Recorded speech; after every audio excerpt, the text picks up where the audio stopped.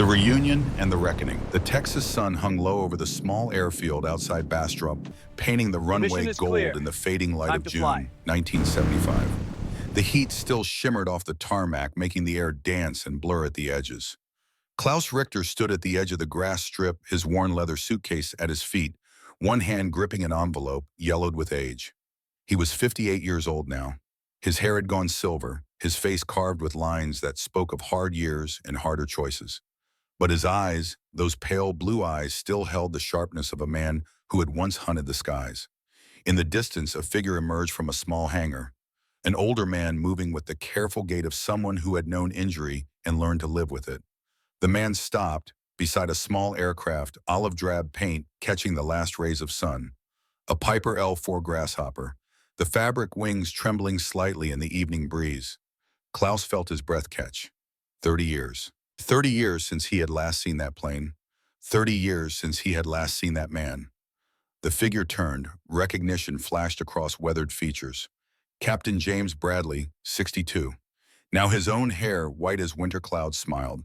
It was the same smile Klaus remembered from a lifetime ago, from a war ago, from when they had been enemies who became something far more dangerous to the hatred of the world. They became friends. The distance between them closed slowly. Neither man rushed. Some moments Klaus had learned to man their own pace. Some reunions required time to breathe. 20 feet, 10 feet, 5. They stopped, eyes meeting. 30 years of silence hanging between them like morning mist. Jim spoke first, his voice rough with emotion. You came back. 3 words, simple, but they carried the weight of 3 decades. Klaus tried to answer. His throat closed. Tears he had been holding for a year, for a decade, for a lifetime finally broke free. He nodded, unable to speak. I had to. He managed at last, his German accent still thick despite years of practice. I had to say thank you for teaching me to fly again, for teaching me to live again. Jim's own eyes glistened. He stepped forward, arms opening. 2 old men, former enemies, embraced in the golden Texas light. Both wept. Neither cared who saw. The story of how they arrived at this moment on this airfield in this embrace began 32 years earlier. It began with fire and metal and the screaming of engines at war. It began as so many stories do, with an ending. March 1943. North Africa. The sky over Tunisia burned with more than sun. Smoke trails crisscrossed the blue-black streaks, marking where men had died in machines that fell like broken birds. The air smelled of cordite and aviation fuel, that sharp chemical tang that every pilot knew meant someone nearby was burning. Hauptmann Klaus Richter, 28 years old, ace pilot with 23 confirmed kills, threw his Messerschmitt Bf 109 into a hard left bank. The G-forces crushed him into his seat, his vision tunneling at the edges, gray creeping in as his blood struggled against physics. Behind him, an American P-38 Lightning pursued. Its twin engines screamed twin booms cutting through the air, like scissors meant to cut him from the sky. Klaus had been flying since before dawn. Black coffee made from burned grain, bitter as defeat. A single slice of stale bread with margarine that tasted like motor oil. The rations kept getting smaller. Every month, portions shrank. Every month, they pretended not to notice their ribs showing more clearly. But in the air, hunger disappeared. In the air, there was only the flight, the fight, the desperate dance of kill or be killed. The P-38 fired. Tracer rounds burned past his canopy, bright lines of death missing by meters. Klaus rolled right dove, pulled up hard. The BRF 109 responded like the thoroughbred she was. Every control input translated instantly into motion. She was demanding, unforgiving, but in skilled hands, deadly. Klaus had very skilled hands. He snap-rolled, coming up behind the American. His finger found the trigger. The nose mounted, cannon-barked shells reaching out. But the American was good too. He broke hard dove for the deck, using speed and gravity to escape. Klaus followed. They were low now, dangerously low. The desert floor rushed past below tan and brown and utterly unforgiving. The American pilot must have been desperate, or perhaps just determined. He pulled up sharply, trying to reverse their positions to get Klaus to overshoot. It almost worked. Klaus hauled back on the stick, feeling the airframe groan with stress. The BF-109 shuddered, fighting the edge of a stall. For a moment, he thought he had it. For a moment, he thought he would survive this dance like he had survived 23 others. Then the P-38 fired one last burst. Not aimed, just lucky, or perhaps unlucky depending on perspective. The shells walked up Klaus's engine cowling. Metal screamed. Something vital inside the Daimler-Benz engine shattered. Instantly, smoke poured from the cowling. Not the white smoke of oil burn, the black smoke of fuel fire. Klaus felt the heat before he saw the flames. Felt it through the firewall, felt it rising like the devil reaching for him. Three thoughts flashed through his mind in the space of a heartbeat. First, I have destroyed 23 Allied aircraft. Second, now it is my turn to burn. Third, at least it will be quick. He reached for the canopy release, pulled. The plexiglass blew away in the slipstream. Wind screamed into the cockpit, hot and loud and violent. Klaus released his harness. The Bf-109 was losing altitude fast now. Nose down, trailing fire like a comet falling to Earth. He pushed himself up, fighting the wind, fighting gravity, fighting the very air that wanted to keep him pinned. Then he was free, tumbling, sky and earth trading places in a nauseating spiral. He pulled the ripcord, the parachute deployed with a bone-jarring crack. Suddenly the world slowed, the wind quieted. Below his aircraft smashed into the desert, a bloom of orange fire and black smoke marking where it died. Klaus drifted down in eerie silence. The battle had moved on. The P-38 was gone, chasing other prey. He was alone in the vast sky, floating toward an uncertain fate. He landed hard, rolling in the sand, parachute silk collapsing around him like a shroud. For a moment, he lay still, checking for injuries. Everything hurt, but nothing seemed broken. Then he heard engines, not aircraft, vehicles. Klaus struggled free of the parachute, standing on shaking legs. 3 American jeeps approached, their olive drab paint caked with desert dust. They stopped 30 meters away. Soldiers dismounted, rifles raised but not quite aimed. A sergeant walked forward, his face weathered and hard, but not cruel. He was maybe 35, with sergeant stripes faded from sun and sand. The sergeant looked Klaus up and down, saw the Luftwaffe uniform, the Knight's Cross at his throat, the empty holster where Klaus had already discarded his sidearm. "Hands up, Jerry," the sergeant said. His voice carried a southern drawl, Georgia or maybe Alabama. Klaus raised his hands. He had been taught that Americans tortured prisoners, that they shot captured Germans without trial, that they were barbarians beneath their veneer of civilization. The sergeant unslung a canteen from his belt. He tossed it to Klaus. Klaus caught it reflexively, stared at it. This was not torture. This was not execution. "Drink," the sergeant said. "It's just water. You look like you need it." Klaus hesitated. Was this a test? A trick? But his throat burned with thirst. The morning's bitter coffee had been hours ago. Flying, fighting the fear and adrenaline, all of it had left him desperately dry. He unscrewed the cap, lifted the canteen to his lips, drank. The water was cold, actually cold, not the warm metallic liquid they carried in German canteens. This was clean, fresh, chilled, somehow, despite the desert heat. Klaus drank deeply, water running down his chin, his throat working to swallow as much as he could. When he lowered the canteen, the sergeant was watching him with something that might have been pity. "When's the last time you had a decent drink?" the sergeant asked. Klaus didn't answer, couldn't answer, because the truth was too shameful. The truth was that this enemy, this barbarian American, had just given him the best water he had tasted in 2 years. And if they were wrong about the water, Klaus thought, and his soldiers led him to one of the jeeps, what else were we wrong about? The journey from North Africa to Texas took 6 weeks. 6 weeks of ships and trains, of processing centers and interrogation rooms, of slowly learning that everything he had been taught about America might be lies built on lies. The ship from Casablanca to Norfolk carried 200 German prisoners. They were kept below deck, but conditions were far better than Klaus expected. Bunks instead of floors. Blankets. Food twice a day. Not good food, but edible. No one was beaten. No one disappeared in the night. The train from Norfolk to Texas was Klaus's first real look at America. They traveled in converted freighters, but the doors were left open enough to see out through steel mesh. Guards rode with them, but they weren't particularly hostile. Some even shared cigarettes. Klaus pressed his face to the mesh, watching America roll past. He saw farmland, miles and miles of farmland, untouched, unbombed, green and growing and abundant. He saw small towns with white churches and American flags hanging from porches. He saw children playing in streets that had never known artillery fire. He saw a country at war that looked nothing like war. In Germany, in France, in Poland, in Russia, everywhere Klaus had flown, war had left its mark. Bombed cities, burned villages, refugees clogging roads. The landscape itself scarred and broken.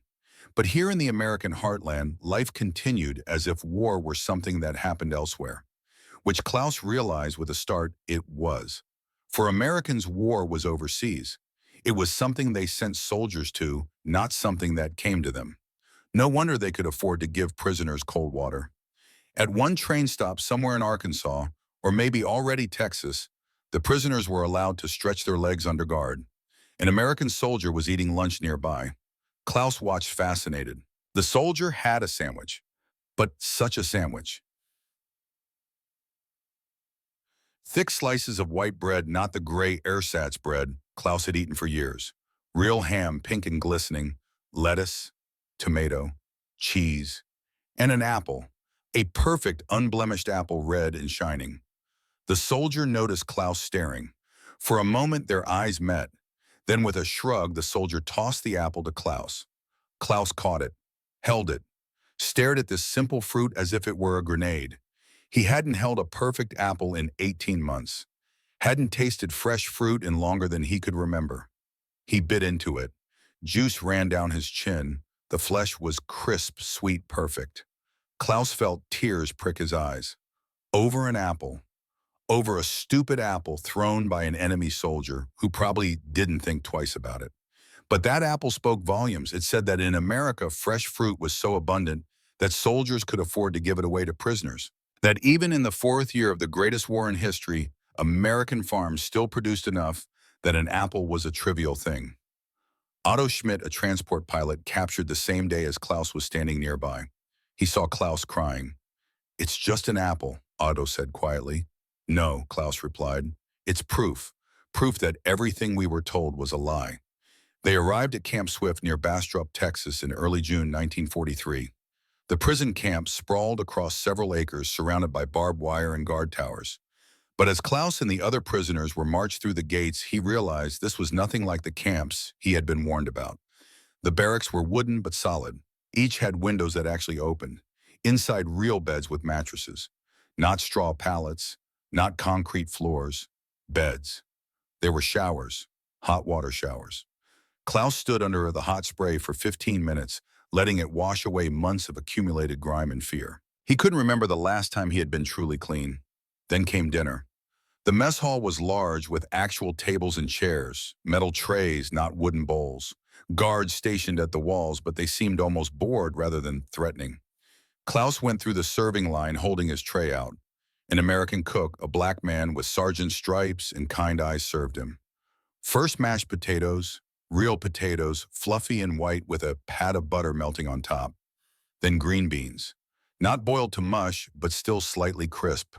A thick slice of meatloaf, brown and glistening with grease. And then 4 strips of bacon. 4. Klaus stared. In 3 years of war, he had eaten bacon perhaps 5 times total. It was a luxury, a memory of peacetime, something that no longer existed in the Reich's shrinking food supplies. But here in a prison camp, they served bacon to prisoners. He carried his tray to a table where Otto and several other newly arrived prisoners sat. They all stared at their food in various states of shock. "This must be a trick," Werner Braun muttered. Werner had been a reconnaissance pilot.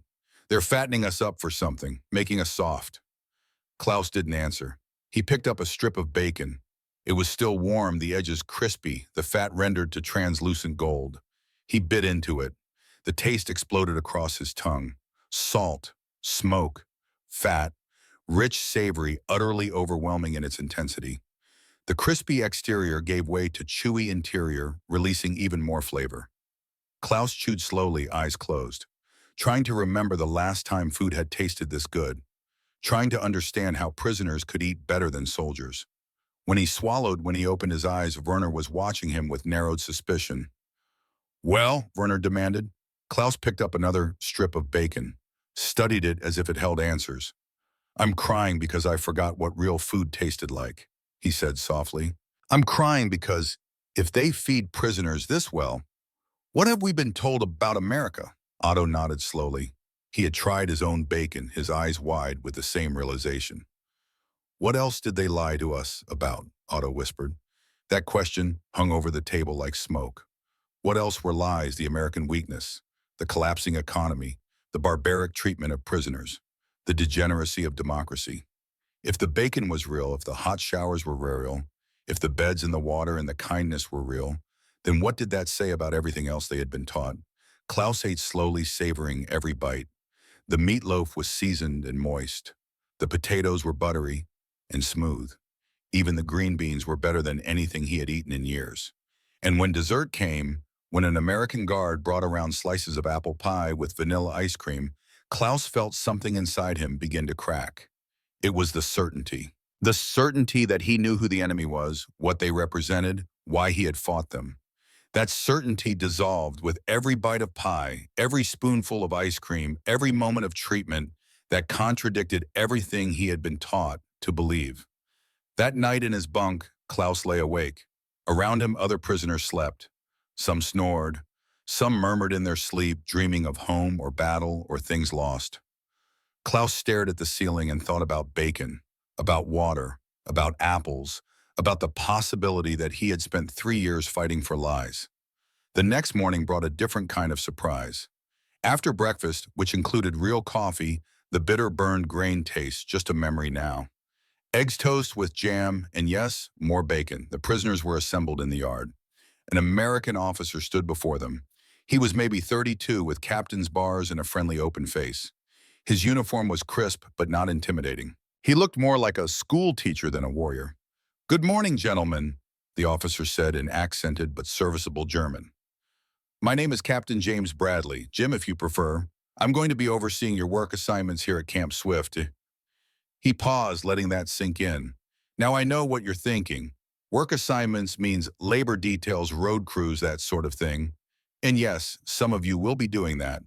But I have a different program in mind for those of you with aviation backgrounds." Klaus felt his attention sharpen. "Aviation here," Jim continued. "We have a need for aircraft maintenance personnel. Some of you flew for the Luftwaffe, some of you were mechanics or engineers. I'm looking for volunteers to work on our liaison aircraft, light observation planes, nothing combat related." He smiled, and it was a genuine smile, not the cold expression of a man exerting power. "And for those of you who were pilots, I have an even more interesting proposal. I'm authorized to restart a limited flight training program, teaching you to fly American aircraft. Non-combat missions only, observation liaison work, that sort of thing."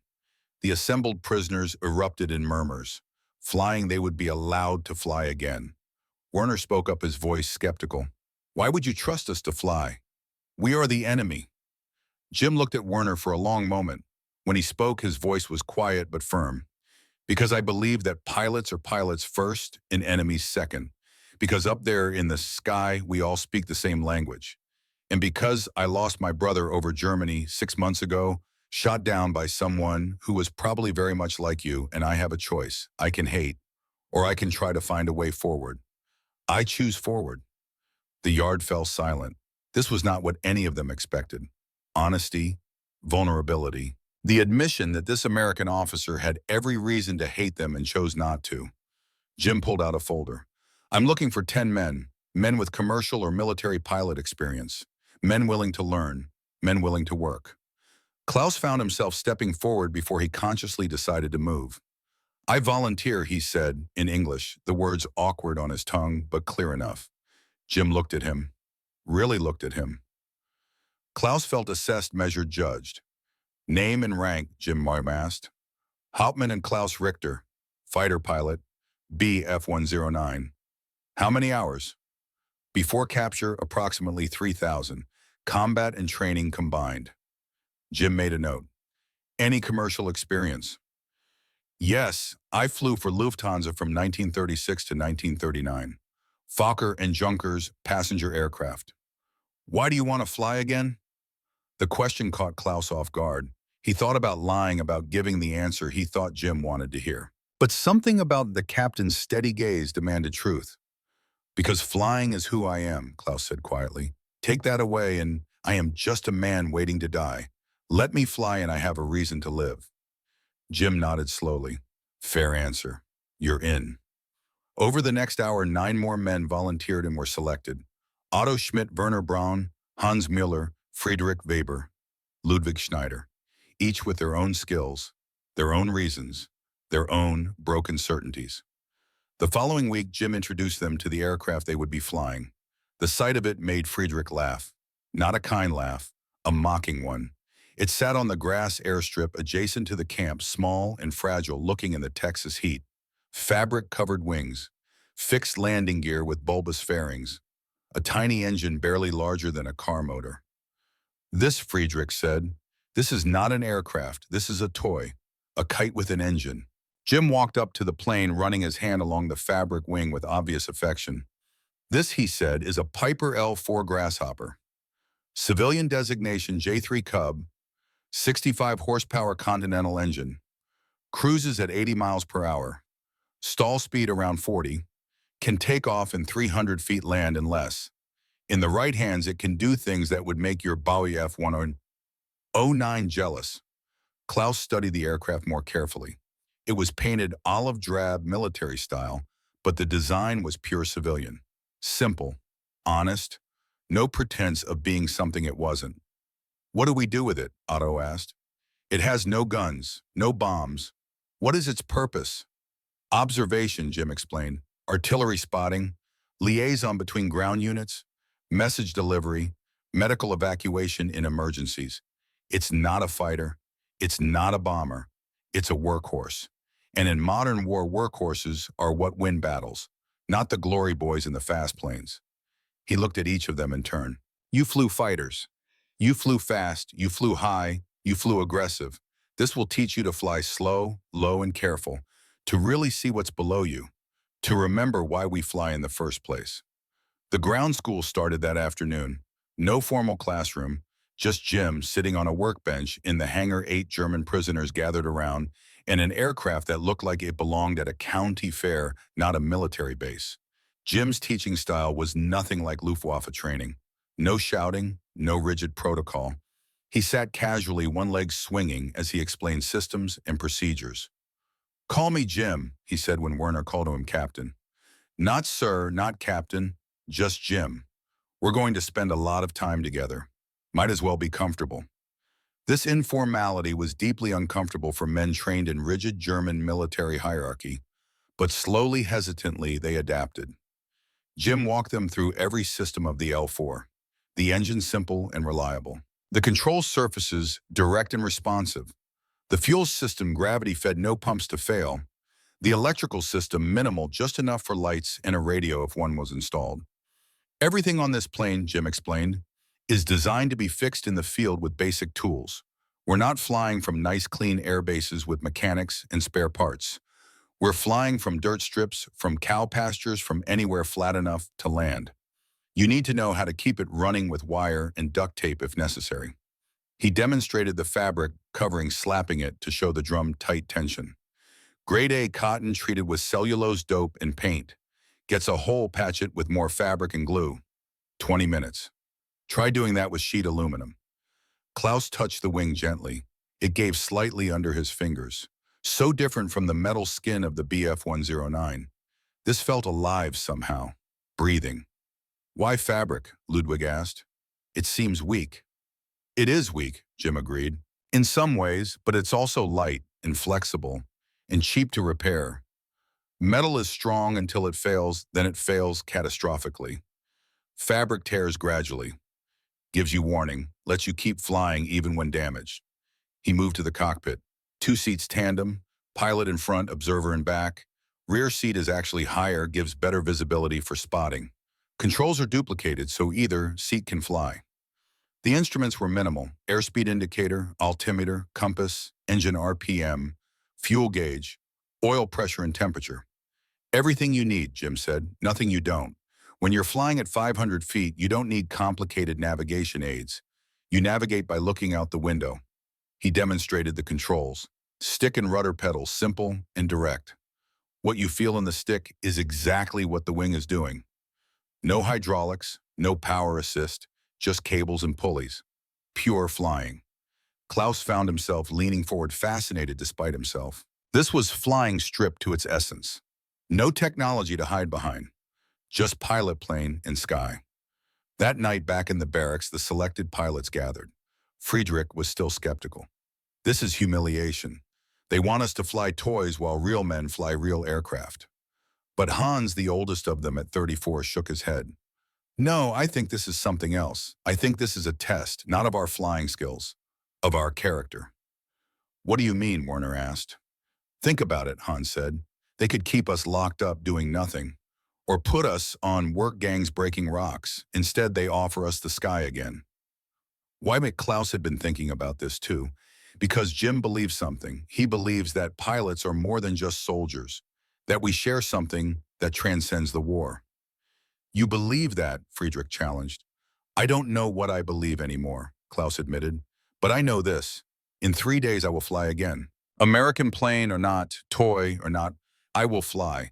And that is more than I had yesterday. The others fell silent, each wrestling with their own thoughts. Otto finally spoke. The American Jim. He lost his brother, shot down by someone like us. Yet he wants to teach us to fly. Why doesn't he want revenge? Klaus thought about this, about the bacon and the water and the hot showers and the apple, about kindness shown to enemies, about the strange American belief that even in war, some things mattered more than victory. Because Klaus said slowly, Americans are strong in a way we were not taught to understand. They don't need revenge because they don't need to prove their strength through cruelty. They can afford to be timid because they are winning. You sound like you admire them, Friedrich said accusingly. Maybe I do, Klaus replied. Or maybe I'm just tired of lies. 3 days later, on a clear August morning, Jim took Klaus up for his first flight in the L-4 Grasshopper. The pre-flight inspection was thorough. Jim walked Klaus through every check, explaining what to look for, why it mattered. In a Cub, Jim said, you're the mechanic as much as the pilot. You need to know this bird inside and out. Klaus ran his hands over the fabric, checking for tears or weak spots. Tested the control surfaces, feeling them move smoothly through their range. Checked the oil, the fuel, the tire pressure. It was intimate somehow, more personal than checking a BIF 1009 had ever been. That was a machine. This was almost alive. Ready? Jim asked. Klaus nodded, not trusting his voice. It had been 5 months since he last flew, the longest period without flight since he was 18 years old. He climbed into the rear seat. Jim took the front. The cockpit was cramped, simple, nothing like the purpose-built fighter he was used to. Jim called clear and turned the engine over. It coughed, settled into a steady rumble, not the roar of a Daimler-Benz. More like a tractor, but reliable, honest. They taxied to the grass strip. No paved runway, just mowed grass, slightly bumpy, utterly primitive. Jim advanced the throttle. The little plane accelerated slowly. 40 miles per hour. 45. 50. At 55, Jim eased back on the stick. The L-4 rose into the air like a leaf caught by the wind. Gentle, easy, no violence, just flight. Klaus felt it happen, felt the wheels leave the ground, felt the transition from earthbound to airborne, and he wept. 5 months of being a prisoner, 5 months of believing he would never fly again, 5 months of thinking that the sky was forever closed to him. But here he was, flying, in an enemy aircraft, in enemy country, as a prisoner of war, and somehow, impossibly, he felt free. They climbed to 1,000 feet. Jim banked gently, heading out over the Texas countryside. Look down, Jim said over his shoulder. Klaus looked. Below stretched farmland, endless farmland, green and growing, cattle dotting the fields, houses with barns, roads connecting small towns. No bomb craters, no burned forests, no destroyed bridges, no graves, just peace. Abundance, life continuing as if war were something that happened in storybooks, not reality. The contrast hit Klaus like a physical blow. He had fought over North Africa, over Sicily, over Italy. Everywhere he flew, he saw destruction. The landscape itself bore scars of war. But this was what a country looked like when war stayed far away, when the fighting happened over there, not here. This was what America was, not the propaganda version. The real thing. A land so vast and rich that it could fight a global war and still have perfect farmland, fat cattle children playing in yards. What do you think? Jim asked. Klaus couldn't answer for a moment. When he did, his voice broke. It's beautiful. I had forgotten that the world could be beautiful. Jim was quiet for a moment. Then take the controls. Klaus hesitated. His hands found the stick, his feet the rudder pedals. I've got it, he said the traditional call. You've got it! Jim confirmed, releasing his own controls. Klaus was flying an American plane. The L-4 responded to his inputs with gentle precision. Not the aggressive response of the BF-109, not demanding or unforgiving. Just honest, responsive trusting. He banked left, felt the plane turn smoothly. Climbed slightly, the engine note changing as they gained altitude. Descended, the wind noise increasing. It was easy, intuitive. Like the plane wanted to fly, wanted to work with him rather than against him. She's different from what you're used to, Jim observed. Yes, Klaus agreed. The 109 fought you, punished mistakes. This forgives, this trusts. That's American engineering philosophy, Jim said. Make it easy to fly. Make it forgiving. Build it so a farm boy with basic training can handle it, not just aces. They flew for 30 minutes. Lazy circles over Texas. Klaus relearning the feel of flight, the joy of it, the peace it brought. When Jim directed them back to the airfield, Klaus felt reluctant. He wanted to stay up here where nations and wars and hatreds seemed small and distant. But eventually they landed the L-4, settling onto the grass with barely a bump. Klaus climbed out on shaking legs. He stood beside the plane, one hand on the fabric wing, just feeling it beneath his fingers. Otto was waiting nearby, his face eager. How was it? Otto demanded.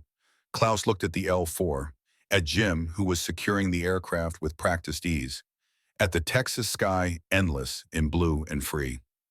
I flew an American plane, Klaus said slowly, and it felt like coming home.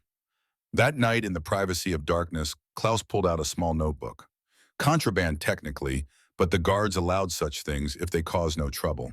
He wrote in German, the words flowing faster than his pen could capture them. Today I flew American. The plane was slow, simple, gentle. Everything the Luftwaffe taught me to despise. But in that cockpit at 500 feet over Texas farmland, I felt something I have not felt since before the war. Peace. Tomorrow, Jim says I can fly solo. I will take off alone in an enemy aircraft in an enemy country as an enemy prisoner. And yet I have never felt more free. What is happening to me? Am I betraying my country, or am I finally seeing truth after years of lies I don't know? But I know this. When I was in the air today, I was not German or American. I was not prisoner or captor. I was just a pilot. Just a man who loves the sky. Maybe that is enough. Maybe that is everything. In his own quarters across the camp, Jim Bradley sat at a small desk writing a letter to his wife Dorothy, back in Kansas. Dear Dot, he wrote, his handwriting neat and careful. I taught a German ace to fly today. A man who probably killed Americans I knew. Who fought against everything we believe in. But when he landed, when he climbed out of that cub with tears on his face, I saw something. He's not the enemy anymore. He's just a pilot who lost his way. Maybe that's what we all are. People who got caught up in something bigger than ourselves. And maybe, just maybe, by teaching former enemies to fly together, we're doing something more important than just winning a war. We're proving that there's a way back. That hatred doesn't have to be permanent. That even in the darkest times, we can choose to see each other as human first. I miss you. I'll be home when this is over. But right now, I think I'm exactly where I need to be. All my love, Jim. He sealed the letter, placed it in the outgoing mail. Tomorrow would bring new challenges, new flights, new opportunities to prove that enemies could become something else. Tomorrow, Klaus would fly solo for the first time in an American plane.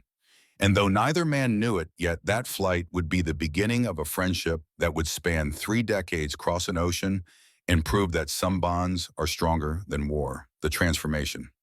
September arrived in Texas with heat that seemed to have no end. The sun beat down on Camp Swift like a hammer on an anvil, but Klaus Richter had stopped noticing the temperature. He was too busy flying. Every morning at 6, the camp bell rang. Klaus would wake already alert, already thinking about the day's flights. Breakfast was served at 6:30, and it remained a daily miracle. Scrambled eggs, 3 of them fluffy and yellow and real. 4 strips of bacon, always perfectly crispy at the edges. Toast 2 slices with butter that melted into golden pools. Coffee, actual coffee made from coffee beans, not burned grain. The smell alone was worth waking for. Klaus had started keeping a journal of what he ate, not out of obsession, but out of sheer disbelief that this abundance was real and ongoing. Week 1, Barfam, breakfast as described. Lunch brought fried chicken, the skin golden, and crackling, the meat juicy beneath. Mashed potatoes with gravy that tasted of real beef drippings. Corn on the cob, sweet and tender. And for dessert, apple pie with vanilla ice cream that melted into the warm crust. Dinner varied but never disappointed. Pot roast with carrots and potatoes. Pork chops thick as a man's palm. Beef stew rich with vegetables. Bread rolls served warm with butter. In the barracks one evening, Hans Mueller sat on his bunk shaking his head. "I am eating better as a prisoner in America than I ate as a free man in Germany," he said, "even before the war." Otto nodded from across the aisle. "Today they served us seconds. I asked for more chicken, and they gave it to me. Just gave it. No questions." Werner, who had been the most skeptical, spoke quietly. "I ate until I could not eat anymore. Then I felt guilty. My family in Hamburg, they are starving. My mother's last letter said they were eating turnips and potatoes, nothing else. And here I am, a prisoner, eating fried chicken until my stomach hurts." Klaus understood. The guilt was a constant companion. But so was the unavoidable realization that accompanied each meal. "We were lied to," Klaus said. "They told us America was collapsing, that their people were starving, that their economy had failed. But prisoners eat ice cream. What else were we lied to about?" The question hung in the air like smoke. None of them had an answer. Or rather, they all had the same answer and none wanted to speak it aloud. Everything. They had been lied to about everything. The flight training continued daily. Jim Bradley proved to be a patient instructor more interested in building confidence than drilling perfection. His approach was so different from Luftwaffe training that it took the German pilots weeks to adjust. In the Luftwaffe, mistakes were punished. Instructors shouted, criticized, demanded flawless execution. Fear was the motivator. Jim's method was gentler, but no less effective. When Klaus made an error during a landing, coming in too hot and bouncing twice before settling, Jim simply said, "Let's talk about what happened there. What did you feel? What were the signs you were too fast?" No shouting, no punishment, just analysis and learning. After flights, Jim and Klaus often sat in the shade of the hangar talking. At first, the conversations were strictly about aviation. Klaus described the characteristics of the Baf 109, its temperamental nature, its deadly effectiveness in skilled hands. Jim explained American aircraft philosophy, the decision to build many simple planes rather than fewer complex ones. But gradually the conversations expanded. They talked about life before the war. Jim's childhood on a Kansas farm, endless wheat fields golden under summer sun, the simple satisfaction of good work and good land. Klaus's youth in Bavaria mountains rising stark and beautiful. Early morning flights in borrowed gliders, the moment he knew flying would be his life. One afternoon in late September, Jim asked the question Klaus had been dreading. "Why did you become a pilot?" Klaus thought carefully before answering. "Freedom," he said finally. "In the air, no one tells you where to go. Just you, the plane, and the sky. Everything else falls away." Jim smiled. "That's exactly why I fly. Same reason." "But we tried to kill each other," Klaus said. "Tried, past tense." Jim looked out at the airfield where several L4s sat waiting. "Now we're teaching each other to fly better. Now we're proving that what happens on the ground doesn't have to follow us into the sky." Klaus wanted to believe that. Some days he did. Other days, the weight of his 23 kills, his service to an evil regime, his complicity and horror crushed that hope. October brought a change in routine. Jim arranged for some of the POW pilots to assist with civilian contracts. The Army had deals with local ranchers using the L4s for aerial surveys of large properties. It was good practice for the pilots and useful for the ranchers. That was how Klaus met Samuel Houston Harrison. Sam Harrison was 58 years old, a direct descendant of the man Texas was named for, and the owner of 5,000 acres of prime ranch land south of Austin. He was also initially deeply opposed to having German prisoners working on his property. Jim had to convince him. Klaus overheard part of the conversation. Germans working my land. You're out of your mind, Captain. They're pilots, Sam, not soldiers. They're going to help survey your spread, find lost cattle, check fence lines. You've got more land than you can cover on horseback. My boys over there fighting Germans right now. You want me to feed them and be nice to them? I want you to let them do it, that's all. They're good at what they do. There was a long pause. Then Sam's voice gruff but relenting. Your responsibility if this goes wrong. Yes, sir. My responsibility. The flight was scheduled for early October, a clear day with light winds. Klaus and Otto were assigned to fly over the Harrison Ranch, making notes on cattle distribution, water sources, and fence conditions. Sam Harrison was waiting at his private airstrip, a grass field next to his ranch house. He was tall, weathered by decades of Texas sun, with eyes that assessed Klaus with obvious suspicion. You're the German, Sam said. Not a question. Yes, sir, Klaus replied in his accented English. Klaus Richter. You know how to fly that thing without crashing it into my cattle? I will do my best, sir, Sam grunted. Not approval, but not outright hostility either. The flight itself was straightforward. Klaus flew at 500 feet, while Otto, in the back seat, marked a map with observations. The Harrison Ranch stretched to the horizon in every direction. Cattle dotted the landscape like brown and white confetti. Windmills pumped water into stock tanks. Fences marched across the land in straight lines. But what struck Klaus most was the sheer scale. One American rancher owned more land than Klaus's entire village in Bavaria. The wealth represented by those 5,000 acres, by the hundreds of cattle, by the equipment and buildings and infrastructure was staggering. This was America, not the propaganda version, the real thing. A land so vast and rich that individual families could own kingdoms.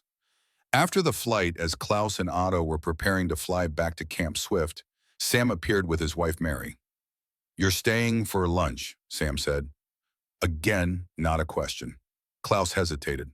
We are prisoners, sir. We should not impose. You helped me today. Spotted 3 breaks in my north fence I didn't know about. Least I can do is feed you. Come on. The ranch house was large, well-maintained, comfortable. An American flag hung from the porch. Inside it smelled of cooking food and furniture polish, and life lived well. Mary Harrison had prepared what she called a simple lunch. To Klaus, it was a feast. Texas barbecue brisket, slow-smoked for 12 hours until the meat fell apart at the touch of a fork. The smell alone was intoxicating, smoke and spice, and rendered fat. Coleslaw, creamy and tangy. Cornbread with honey butter that melted golden across the warm squares. Sweet tea, cold and impossibly sweet. And for dessert, pecan pie, rich and dense and perfect. They sat at the family table.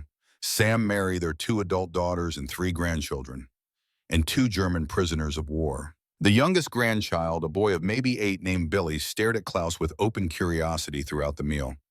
Finally, with the directness of children, he asked the question the adults were too polite to voice.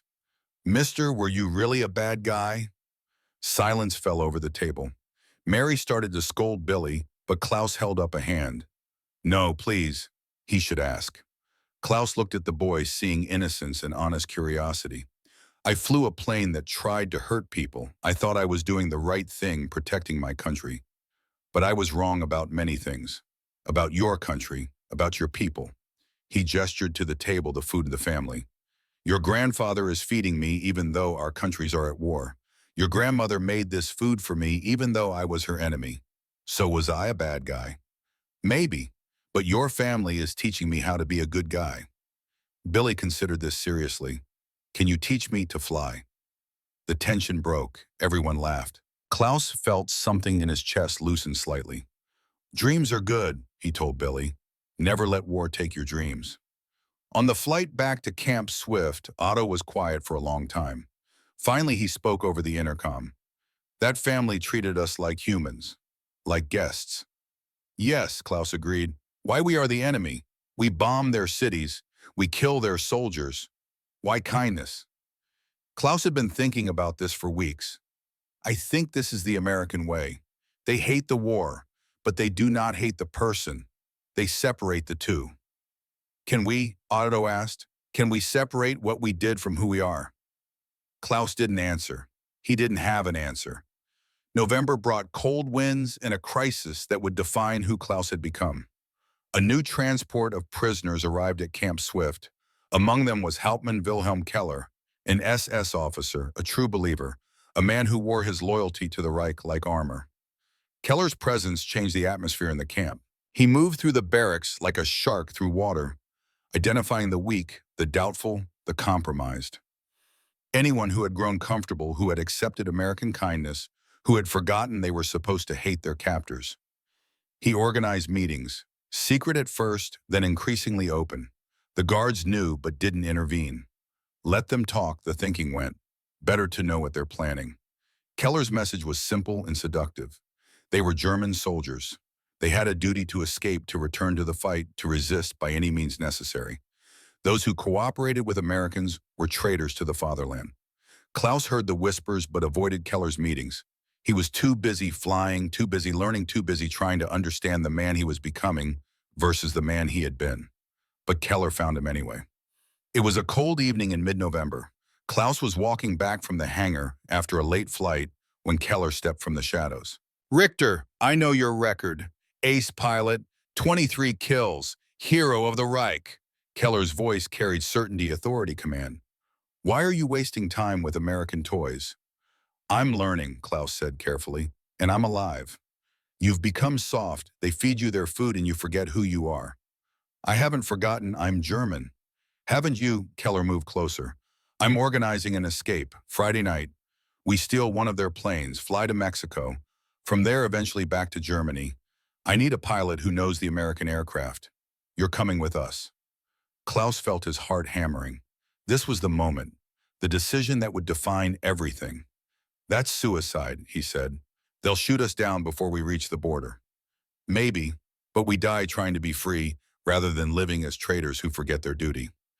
Klaus looked at Keller and saw himself 6 months ago, certain, unquestioning, loyal to something that demanded everything and gave nothing but lies in return. "No," Klaus said. Keller's eyes narrowed. "No, I'm not escaping. I'm not stealing Jim's trust.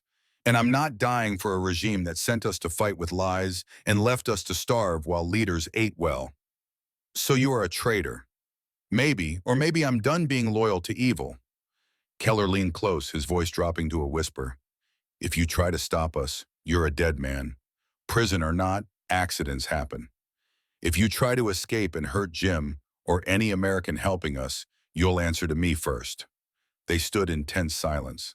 Then Keller smiled coldly. "We'll see who you choose in the end, Richter. The Reich or your new masters."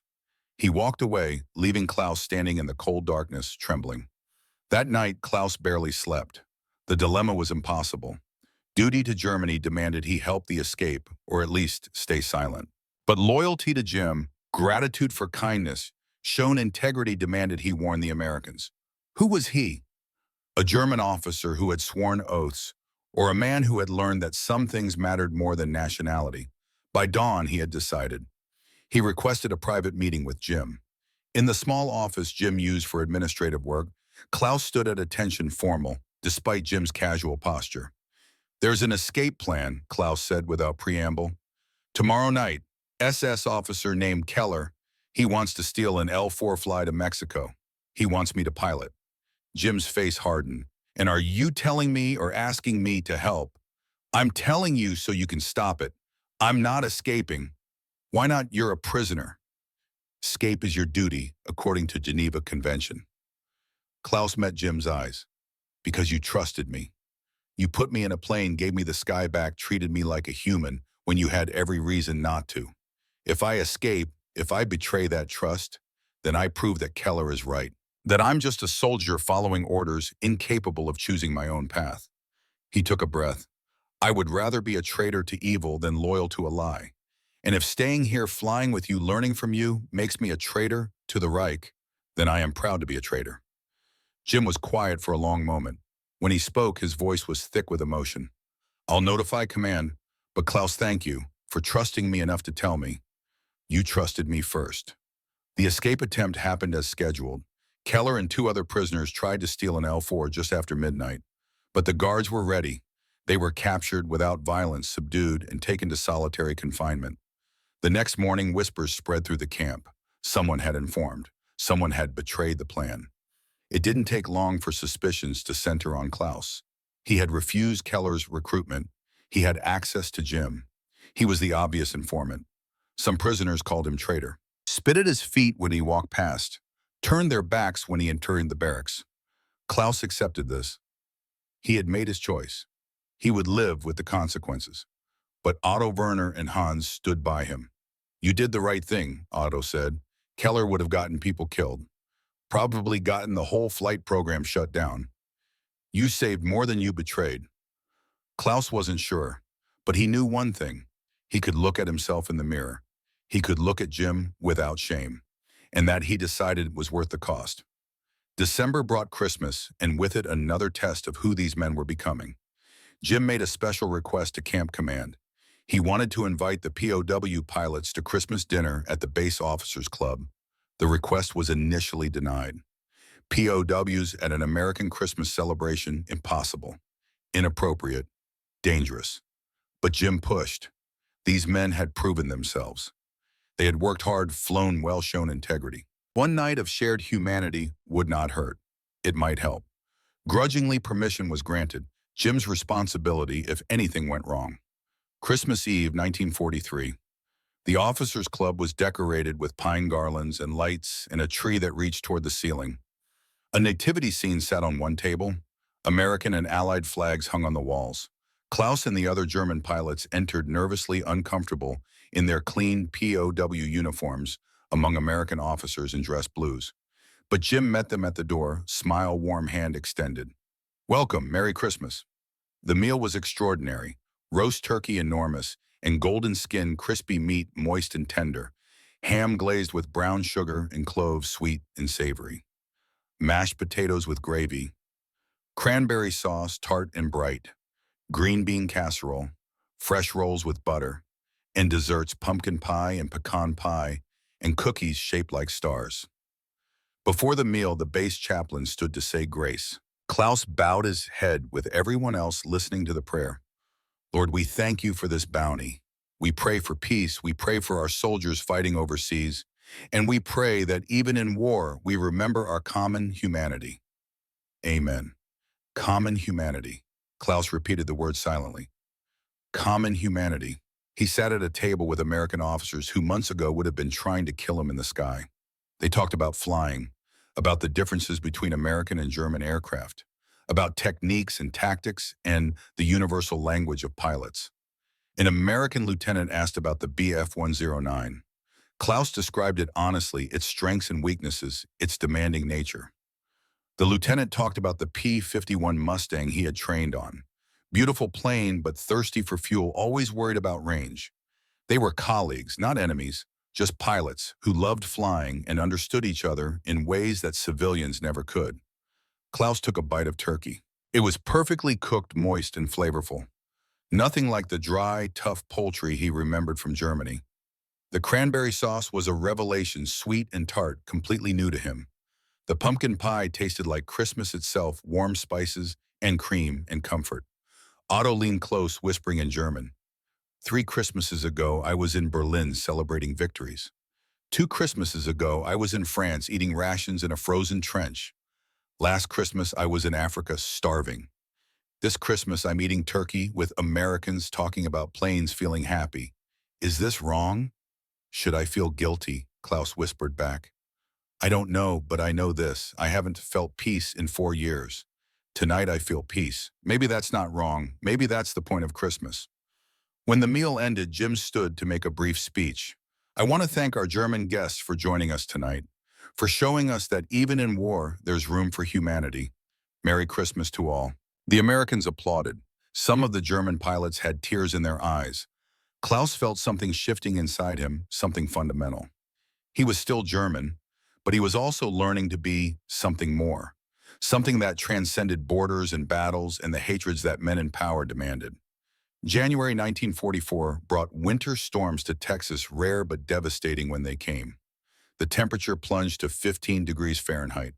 Ice coated everything. Roads became impassable. Power lines snapped under the weight of ice. And 30 miles from Camp Swift on an isolated farm, a woman went into labor with complications. The call came into the base at dawn. The woman had been in labor for 8 hours. The baby was breech. She needed emergency surgery, but the ambulance couldn't reach her through the ice. Roads were blocked. Even horses couldn't make it. Jim looked at the weather. Wind gusts to 40 miles per hour. Visibility quarter mile in snow. Temperature well below freezing. Conditions that grounded most aircraft. But an L-4 could fly in almost anything. Slow enough, stable enough, tough enough to handle conditions that would kill other planes. "I'll fly her out," Jim said. The base commander shook his head. "Too dangerous. Wind will knock you out of the ski. Ice will form on the wings. You'll crash." "So she dies." "Better one person than two." Klaus stepped forward. "I'll fly as co-pilot. Two pilots are better than one in this weather." Everyone stared. An American captain was proposing to risk his life. A German prisoner was volunteering to help. "You could escape," the commander said to Klaus. "Steal the plane head for Mexico. We couldn't follow in this weather." "I won't," Klaus said simply. "I give my word. As a pilot, we fly the mission, we come back." Jim looked at Klaus for a long moment, then nodded. "Let's go." The pre-flight took twice as long. They had to de-ice the wings with glycol work carefully in the brutal cold. Klaus's hands went numb despite gloves. The fabric wings were stiff from cold. The engine refused to start, requiring 10 attempts before it coughed to life and ran rough. The takeoff was terrifying. The grass runway was covered in ice. The L-4 scudded and slid, barely achieving flying speed before running out of runway. Wind slammed them sideways the moment they left the ground. Jim fought the controls, Klaus adding his strength, both pilots straining to keep the plane airborne. Visibility was nearly zero. Snow drove horizontally past the windows. Wind buffeted them constantly. Ice began forming on the wings, immediately adding weight, destroying lift. They flew by dead reckoning compass and clock and memory of the route. No radio beacons, no ground references, just two pilots and a fragile plane fighting through a storm. Klaus monitored the instruments, watching for signs of trouble. Oil pressure fluctuating, engine temperature too low, airspeed varying wildly with wind gusts. "There," Jim shouted, pointing. Through a gap in the snow, Klaus saw it. A windmill, a barn, the farm. Jim circled once, evaluating the landing area. A small pasture, ice-covered, wind howling across it. Fences at both ends, trees on one side. No margin for error. "This is going to be rough," Jim had said. They approached into the wind, which meant 40-mile-per-hour headwind. Their ground speed was almost zero. The L-4 seemed to hang in the air, barely moving forward. Jim chopped power. They dropped. Wind tried to flip them. Both pilots fought controls. The wheels touched ice. The plane skidded sideways.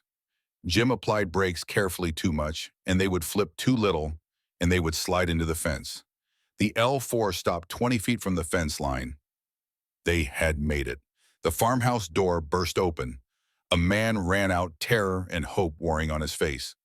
"My wife," he gasped. "She's dying." They loaded her into the back of the L-4. There was barely room. They had removed the rear seat entirely, but she still had to lie partially in the cargo area. She was screaming in pain. The baby stuck, her life draining away. Jim looked at Klaus. "I have to fly her out, alone. The weight, with all three of us in this wind, we won't make it." Klaus understood. "I'll wait here." "You could take the farmer's truck. Be in Mexico by nightfall." "I'll be here when you get back." Jim gripped on Klaus's shoulder. Then he climbed into the L-4, started the engine, and took off alone into the storm with a dying woman behind him. Klaus stood in the howling wind and watched the plane disappear into the snow. The farmer invited him inside. The farmhouse was warm, smelled of coffee and fear. The farmer's name was Robert. He paced constantly, praying aloud, asking Klaus again and again if his wife would survive. Klaus didn't know. He knew Jim was an excellent pilot. He knew the L-4 was tough, but he also knew that flying alone in a storm with a patient in medical crisis behind you was close to impossible. 3 hours passed. 4. The storm intensified. Robert offered Klaus coffee, food, the keys to his truck. Klaus understood the offer. The keys to escape, to freedom, to Mexico, and eventually back to Germany. He declined. I made a promise, Klaus said. I will be here when Captain Bradley returns. Why what the? Robert asked. You're a prisoner. You could be free. Klaus thought about bacon and water and Jim's trust and Billy Harrison asking if he was a bad guy and Christmas dinner and the moment in the air when he had felt peace. Because a promise made to a friend is worth more than freedom gained through betrayal. Captain Bradley taught me that. Near dusk, Klaus heard an engine. He ran outside into the storm. The L-4 appeared through the snow, low and slow and beautiful. Jim landed in the pasture, the plane sliding to a stop. He climbed out, exhausted hands shaking from cold and strain. She made it, he said. Baby too. Both alive. Klaus felt tears freeze on his face. You did it. We did it. Jim looked around. You stayed. I said I would. They flew back to Camp Swift together in the gathering darkness. Neither spoke much. Some things didn't need words. When they landed, the base commander was waiting. Behind him stood several other officers.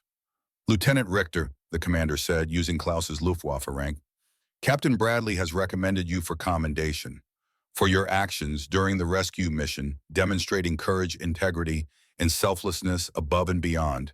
I'm putting you in for official recognition. Klaus was stunned. But I'm a prisoner. You're a man who did the right thing. That deserves recognition regardless of uniform. It was the first time in history that a German POW received official commendation from the U.S. Army. The citation would be in Klaus's file for the rest of his life. Proof that even in war, character mattered more than nationality. The months that followed passed in a blur of flying and learning and slowly becoming someone new. Klaus flew almost daily, racking up hours, improving his skills, teaching others what he learned. Then in early May 1945, the news came. Germany had surrendered. The war in Europe was over. The reaction in Camp Swift was complex. Some prisoners celebrated, glad the killing had ended. Others sank into despair. Their nation defeated, their cause lost. Some, like Klaus, felt a confusing mixture of relief and uncertainty. What happened now? Where would they go? What was left? Repatriation would begin soon. POWs would be sent back to Germany over the coming months. Back to whatever remained. Back to face whatever future awaited. Klaus felt panic at the thought. Germany was destroyed. His hometown was in ruins. He had no idea if his family had survived. No idea what kind of life, if any, waited for him. One evening, a week after victory in Europe, Jim found Klaus sitting alone by the hangar, staring at the L-4S. What happens now? Klaus asked. You go home. Rebuild. That's what's needed. Home to what Germany is destroyed. My family is probably dead. What do I have? Jim sat beside him. You have what you learned it here. You have flying. You have integrity. That's more than most people get. Will I ever fly again? Really fly? I don't know, but I know this. The world will need pilots after the war. Pilots who understand what matters. Pilots who've learned that former enemies can become friends. In June, 1 week before Klaus was scheduled to ship out, Jim arranged a final flight. One last time, Jim said, you and me, the sky. They took off at dawn, the Texas air still cool, the light golden and perfect.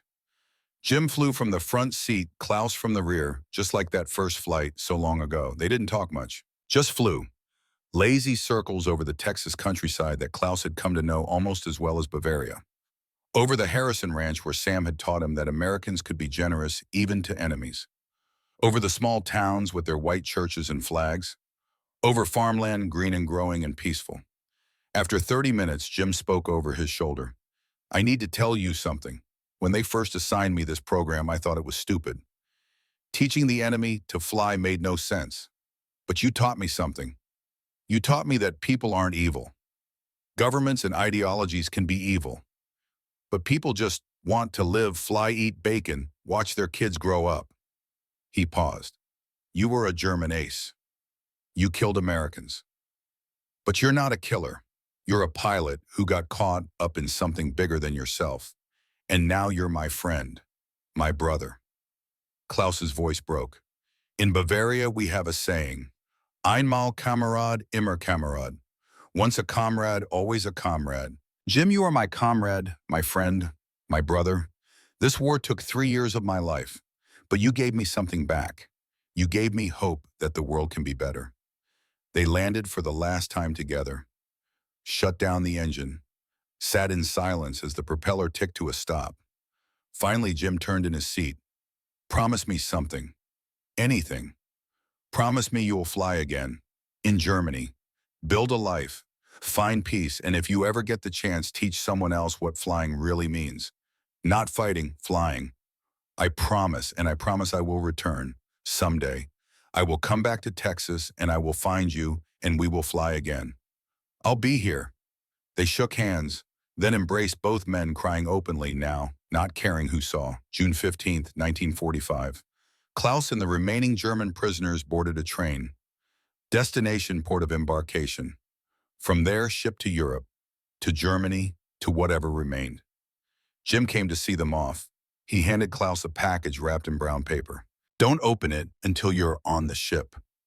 The train pulled away. Klaus watched Texas disappear through the window. Watched Jim standing on the platform, hand raised in farewell. Watched America fade into memory. On the ship heading east across the Atlantic toward a broken continent, Klaus opened the package. Inside was Jim's logbook, the one he had used to record all their flights together. 127 hours, every flight documented, every lesson recorded, and a photograph. Klaus and Jim standing beside the L4, both smiling friends despite everything. And a letter handwritten, the ink slightly smeared as if Jim had been crying when he wrote it. Klaus, the letter began, "You flew 127 hours with me. You learned to fly American. But more importantly, you learned to think American. Take this logbook. Remember what we did. Remember that enemies can become friends. When you get home, find a plane, any plane, and fly. Don't let this war take that from you. And someday if you can come back, I'll be waiting, your friend Jim." Klaus held the photograph and wept. The ship carried him toward Germany, toward uncertainty, toward a future he couldn't imagine. But in his hands, he held proof. Proof that kindness existed, that trust could cross enemy lines, that flying could heal wounds deeper than bullets could make. He had made promises. He would keep them. He would fly again. He would return. And he would prove that what he and Jim had built together mattered. Even if it took 30 years, the redemption and reunion. Germany in July 1945 was a country that had died but refused to lie down. Klaus stepped off the ship at Bremerhaven and into a landscape that looked like the surface of the moon. Buildings stood as hollow shells, windows empty, like the eyes of skulls. Rubble-lined streets that no longer followed their original paths. People moved through the ruins like ghosts, thin and hollow and defeated. The train south to Bavaria moved slowly through devastation. Every city Klaus passed bore the same scars. Hamburg was burning still in places. Frankfurt was rubble. Munich was a broken skeleton of what it had been. When Klaus finally reached Garmisch-Partenkirchen, his hometown nestled in the shadow of the Alps, he found that 60% of it no longer existed. The church where he had been baptized was a pile of stones. The school where he had learned to read was gone entirely. Whole streets had simply disappeared.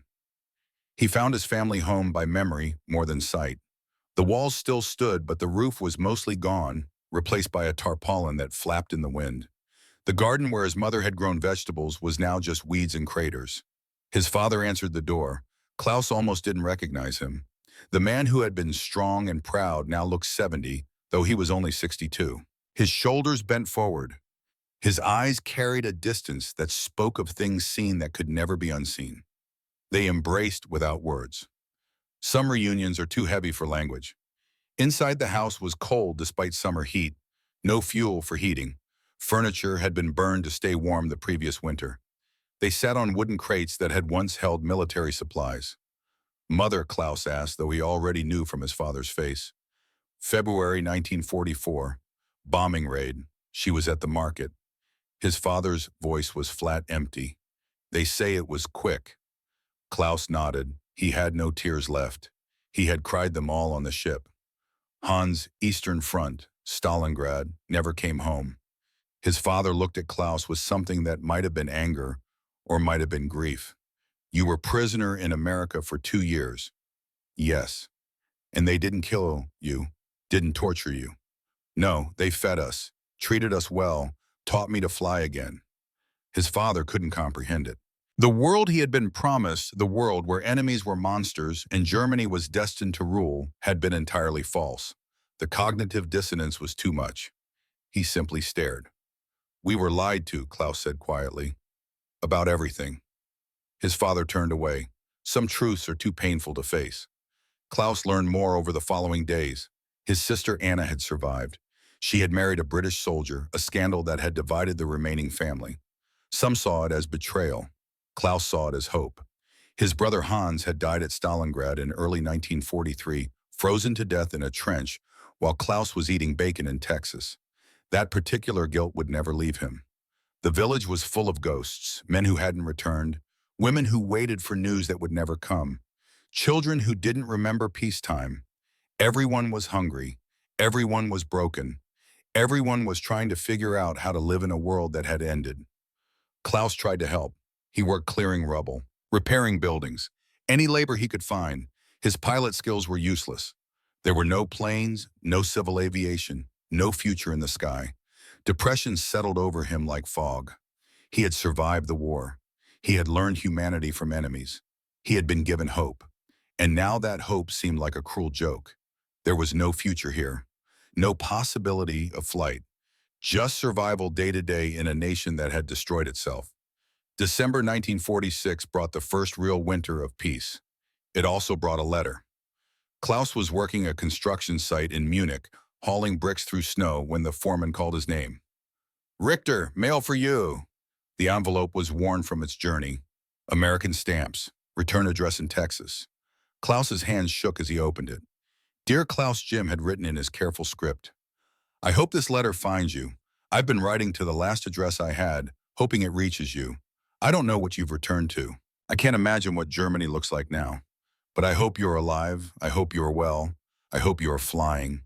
Things here are good.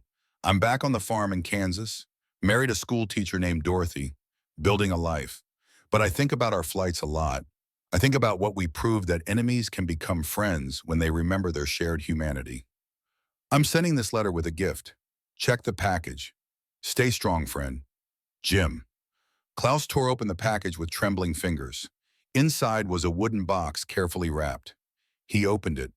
A propeller blade. From an L-4 Grasshopper, the one they had flown together. Engraved along its length were words that made Klaus collapse to his knees in the snow. From Texas to Bavaria. Once enemies, forever friends. Jim Bradley, 1946. Klaus wept. Construction workers stared, but he didn't care. This propeller blade was proof. Proof that what had happened in Texas was real.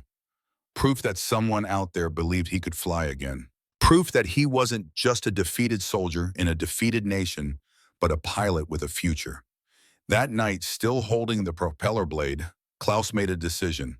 He would fly again. No matter what it took, no matter how long, he would honor Jim's trust.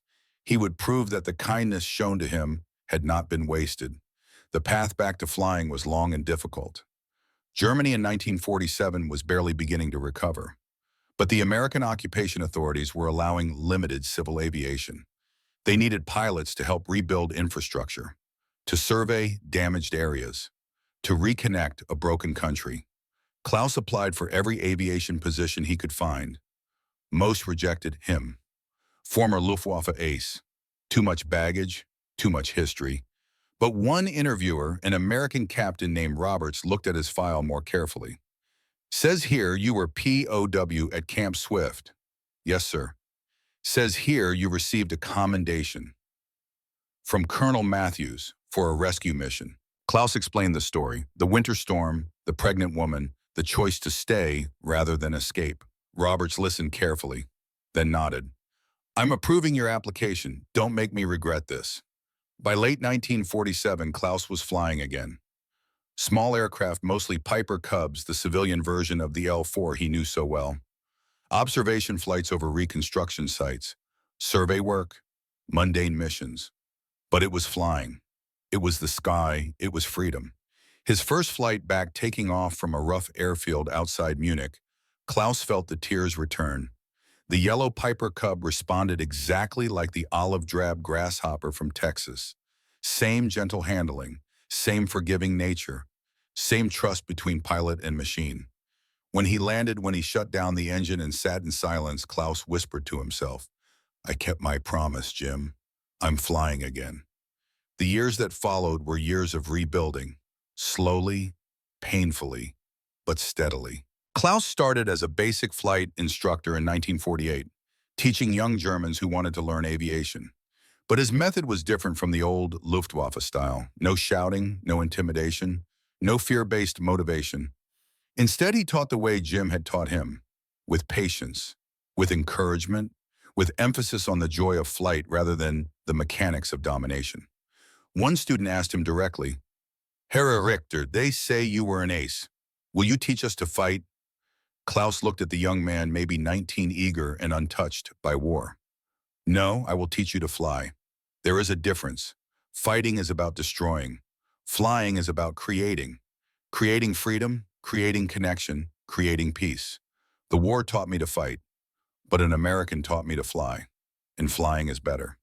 By 1950, Klaus had saved enough to start his own small flight school.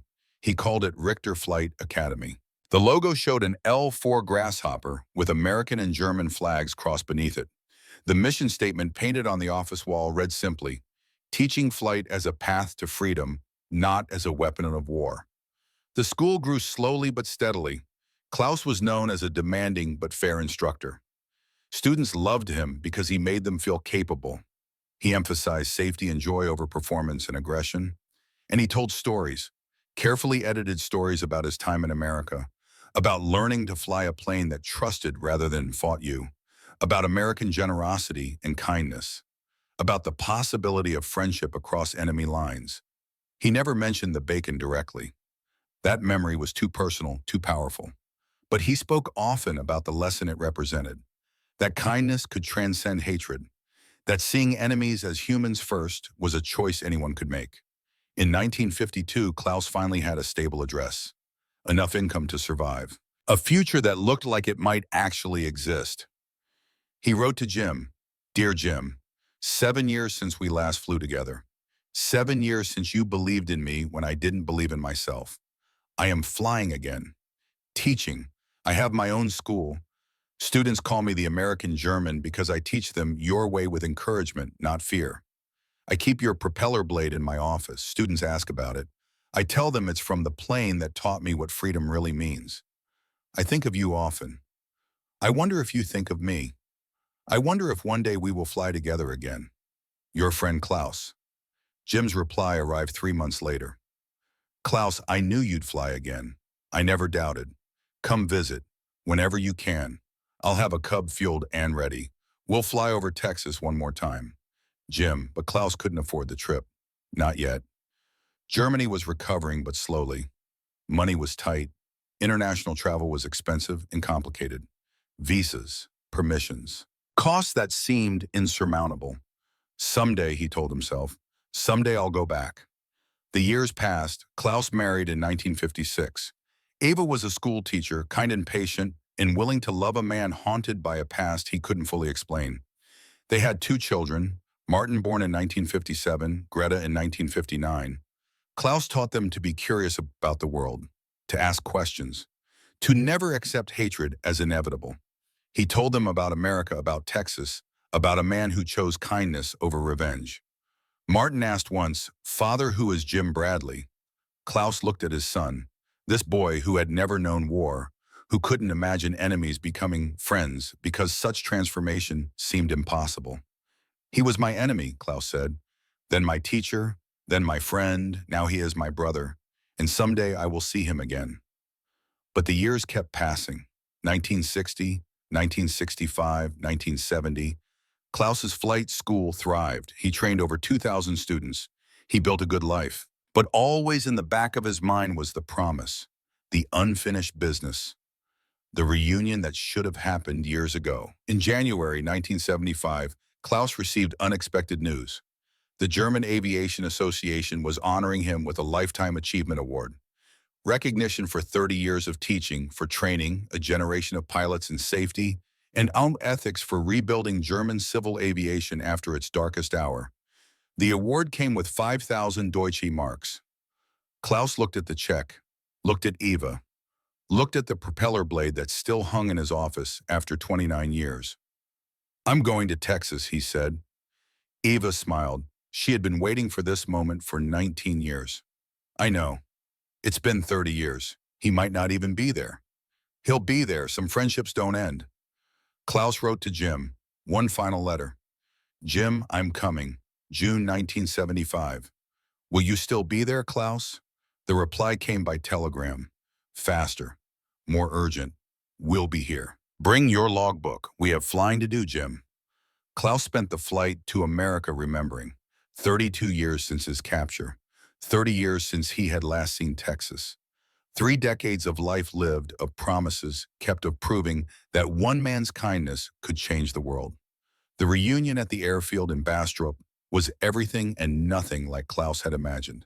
Seeing Jim standing next to the restored L4, both of them old men, now silver-haired and weathered but still standing, still flying, still friends. They had embraced, they had wept, they had flown together one more time. And then after landing, after sitting in silence as emotions settled, Jim had spoken the words that shattered Klaus's heart. "I'm sick. Cancer. Doctors say maybe a year." Klaus felt the world tilt. He had waited 30 years for this reunion, and now he had only months left with the man who had saved him. "Jim," his voice broke. "It's okay. I've lived well, but I needed to see you one more time. I needed to know, did it matter? Did what we did matter?" Klaus gripped Jim's hand. His voice was fierce. "It mattered. You changed one enemy into a friend. That friend changed 2,000 students. Those students will change millions. You threw a stone into water. The ripples never stop. Yes, Jim, it mattered." That evening, Jim revealed another surprise. He had tracked down the other POW pilots. Otto and Werner had come from Germany, Hans from Switzerland. All of them old men now, all of them successful, all of them carrying the same gratitude. And Sam Houston Harrison was there. 90 years old, still sharp, still strong. His wife, Mary. And Billy, the grandson, who had asked if Klaus was a bad guy. Billy was 40 now, a helicopter pilot who had flown rescue missions in Vietnam. They gathered at the VFW hall. 8 people connected by one flight program 30 years ago. They shared stories, successes, failures. How that 1 year in Texas had shaped everything that followed. Otto spoke of becoming an airline pilot, of teaching young co-pilots with patience rather than intimidation. Werner of his glider school in the Alps, where he taught disabled people to fly. Hans of becoming a teacher who emphasized humanity over nationalism. And Billy. Billy spoke directly to Klaus. "Mr. Richter, you remember me. I asked if you were a bad guy." "I remember. I became a pilot too. Helicopters, Vietnam. I saved 47 wounded soldiers. Every time I pulled someone from battle, I thought about what you said. Dreams are good. Never let war take your dreams. You taught me to save people, not kill them." Klaus could barely speak. "You remember that. You were 8 years old. Some lessons you never forget." Sam Harrison stood slowly, his old body stiff, but his voice strong. "Klaus, Jim told me about the escape plan, about how you warned him instead of escaping. That day I understood something. Germans weren't evil. Nazis were evil.